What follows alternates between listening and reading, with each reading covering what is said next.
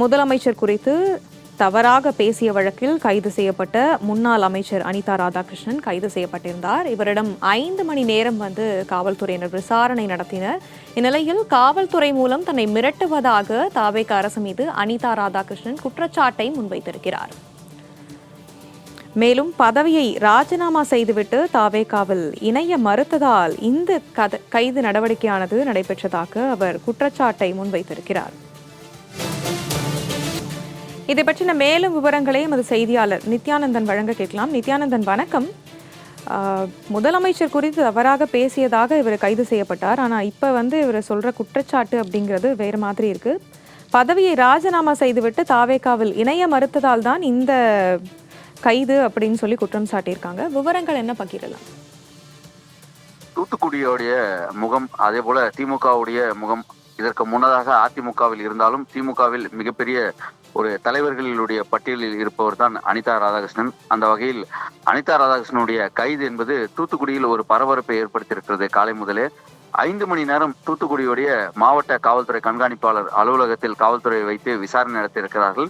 இந்த 5 மணி நேர விசாரணைக்கு இடையே அவருக்கு உடல் உபாதைகள் ஏற்பட்டதன் காரணமாக தூத்துக்குடி அரசு மருத்துவமனையிலிருந்து டீன் தலைமையிலான ஒரு மருத்துவ குழு வரவேற்கப்பட்டு அங்கு அவருக்கு மருத்துவர்கள் சிகிச்சை பார்த்திருக்கிறார்கள். அதன் பிறகாக மருத்துவர்கள் புறப்பட்டு சென்றிருக்கிறார்கள். அதன் பிறகாக தற்பொழுது அவர் நேரடியாக நீதிமன்றத்தில் ஆஜர்படுத்துவதற்காக முன்னாள் திமுக அமைச்சர் அனிதா ராதாகிருஷ்ணனை காவல்துறையினர் அழைத்து செல்லக்கூடிய அந்த காட்சிகளை தற்போது நாம் தொலைக்காட்சியில் பார்த்து வருகிறோம்.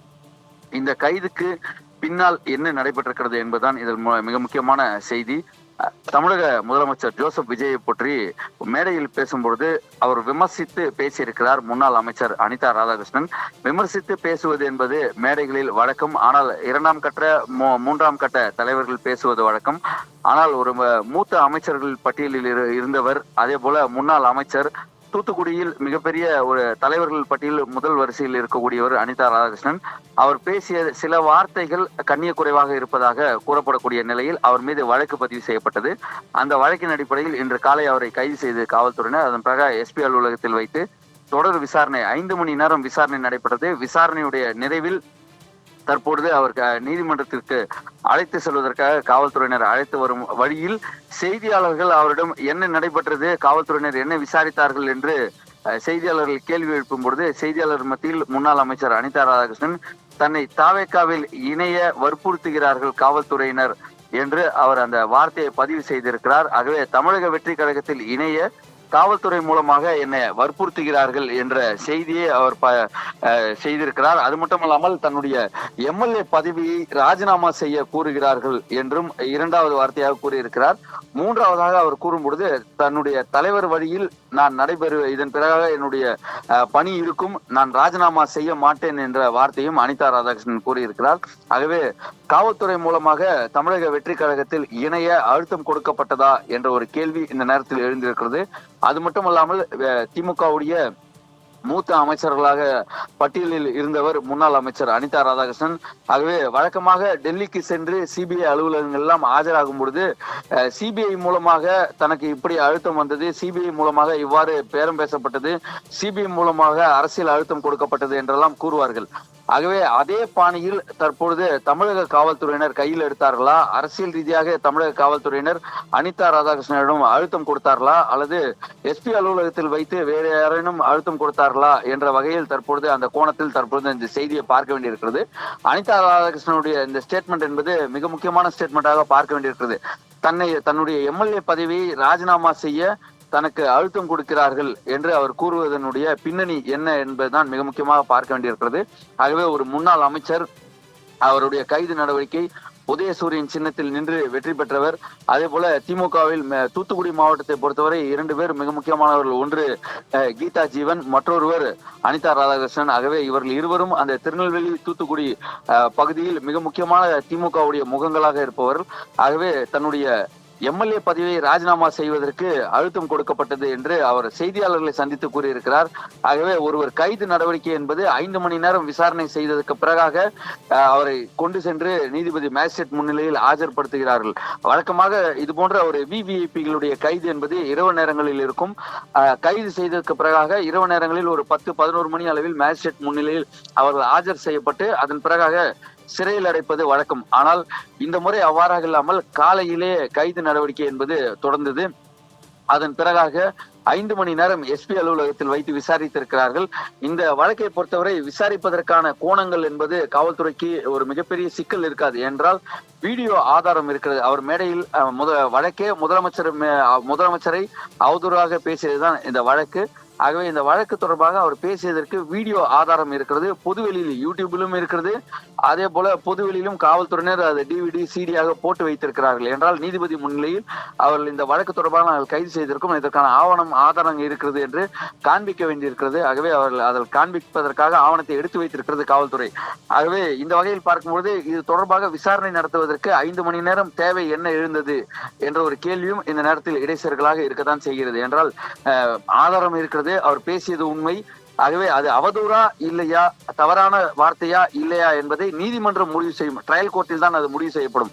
ஆனால் பேசியது உண்மை என்று வழக்கு பதிவு செய்து கைது என்றால் உடனடியாக கைது செய்து மேஜிஸ்ட்ரேட் முன்னிலையில் ஆஜர்படுத்தியிருக்கலாம். ஆனால் ஏன் இந்த தாமதம்?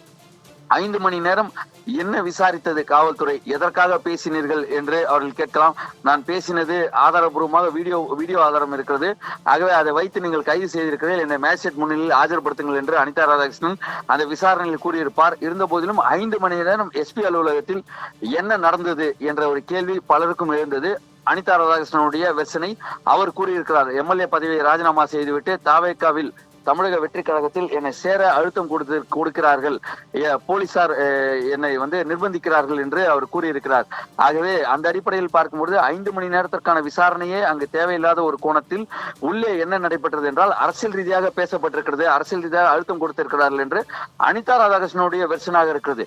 இப்பொழுது தூத்துக்குடி மாவட்டத்துடைய காவல்துறையுடைய கண்காணிப்பாளர் உண்மையாகவே உள்ளே விசாரணையில் என்ன நடைபெற்றது என்று அவர் விளக்கம் கொடுத்தால் இதற்கு கவுண்டராக இருக்கும். ஆனால் அவர் அவ்வாறு கொடுக்க முடியாத ஒரு சூழல் இருக்கும். என்றால் சப்ஜுடிஷியரிடம் இன்னும் ஒரு அரை மணி நேரத்திற்குள்ளாக நீதிமன்றத்தில் ஆஜர்படுத்தப்பட்டு அவர் சிறையில் அடைக்கப்படுவார்.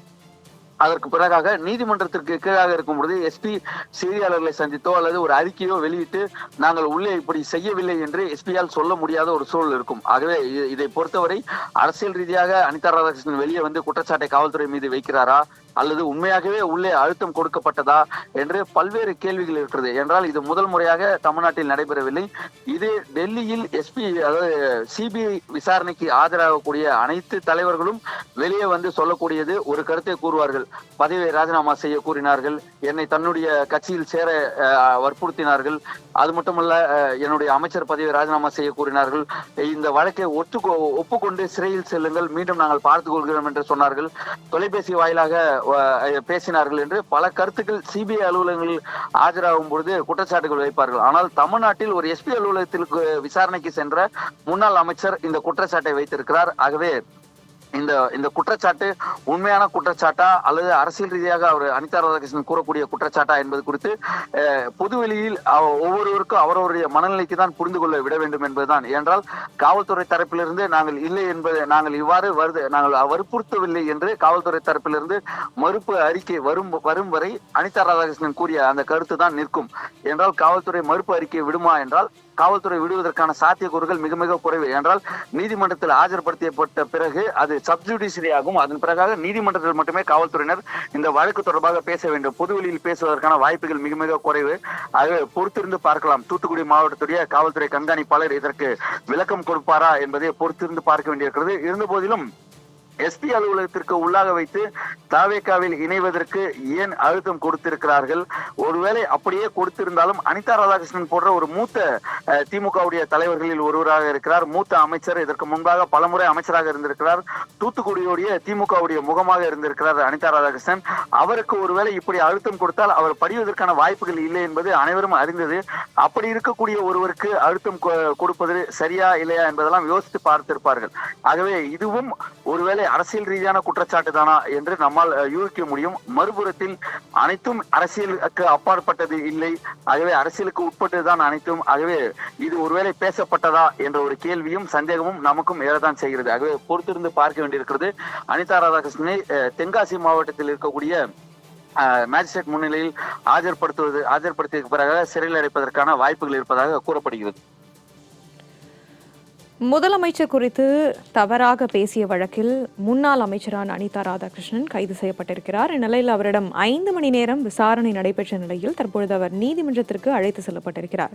இது குறித்தான விவரங்களை வழங்கியமைக்கு நன்றி நித்யானந்தம்.